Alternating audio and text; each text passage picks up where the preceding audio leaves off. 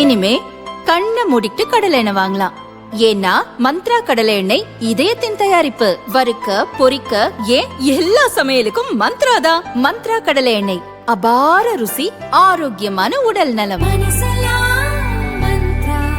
என்னதான் வேலை வீடுன்னு இருந்தாலும் காலையில சாப்பாடு ரொம்ப முக்கியமா. தமிழகத்தின் பசி தீர்த்த தாயின் வழியில் மீண்டும் மாநிலம் முழுவதும் அம்மா உணவகங்கள். வாக்களிப்பீர் இரட்டை இலைக்கே. பெரிய காஞ்சிபுரத்தைச் சேர்ந்த 15 வயது சிறுமி 11ஆம் வகுப்பு படித்து வந்தார். திருவண்ணாமலை மாவட்டம் பிரம்மதேசம் அருகில் உள்ள கல்பட்டு கிராமத்தில் நடந்த திருமணத்தில் பங்கேற்க சிறுமியின் குடும்பத்தினர் வந்திருந்தனர்.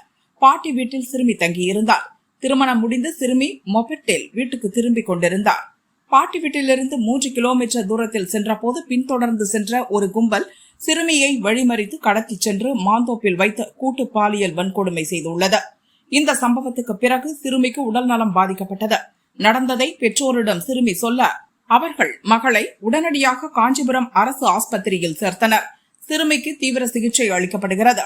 இந்த சம்பவம் தொடர்பாக பாரதிய ஜனதா முன்னாள் தலைவர் அண்ணாமலை வெளியிட்ட அறிக்கையில் கூறியிருப்பதாவது: திருவண்ணாமலை மாவட்டம் செய்யாறு அருகே சுப நிகழ்ச்சியில் கலந்து கொள்ள வந்த காஞ்சிபுரத்தைச் சேர்ந்த 15 வயது சிறுமிக்கு கூட்டு பாலியல் வன்கொடுமை நடந்ததாக வந்துள்ள செய்தி மிகுந்த அதிர்ச்சியும் கோபமும் அளிக்கிறது.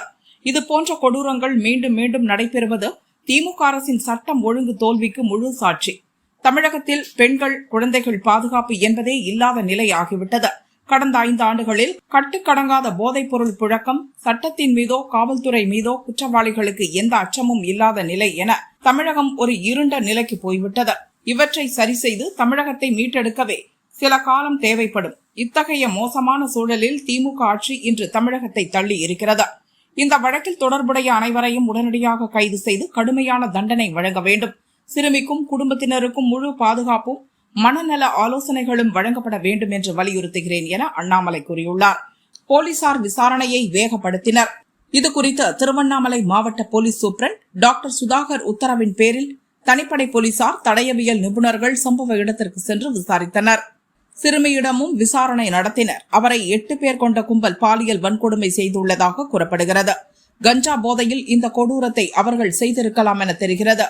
கல்பட்டு கிராமத்தில் சந்தேகத்துக்குரிய சிலரை பிடித்து போலீசார் விசாரித்து வருகின்றனர்.